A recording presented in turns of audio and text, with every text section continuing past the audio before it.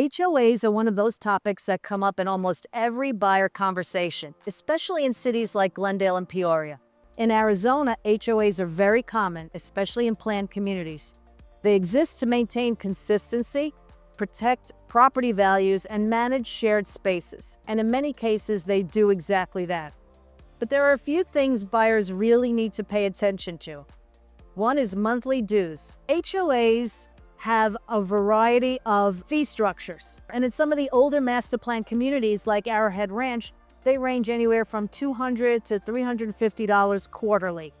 And that variation depends on the amenities. How many green belts? Do they have lakes? Does it have a golf course? All of those things add value, but are costly to maintain.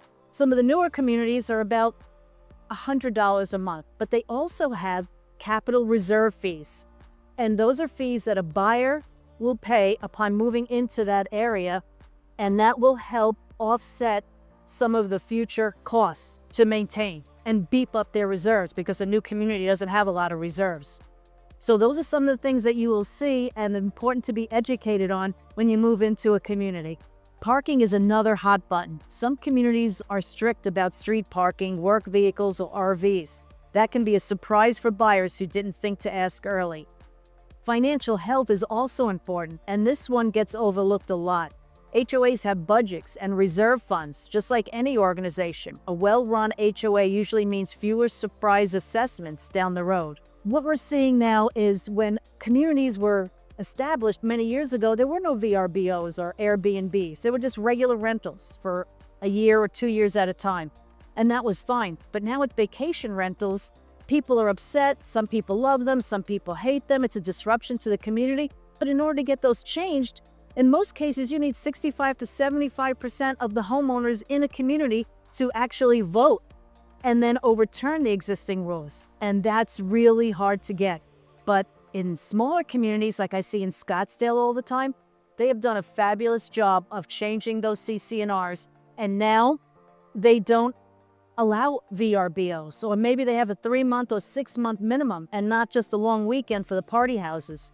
So some of those things are really important to consider when you're buying a home. And then there's enforcement. Some HOAs are very hands-on, others are more relaxed. Neither is necessarily wrong, but it's important that it matches your personality and lifestyle. Here's the part I always tell buyers. An HOA isn't something you just tolerate. It should actually work for you. For some buyers, an HOA is a huge benefit. It keeps the neighborhood looking great and removes a lot of maintenance stress.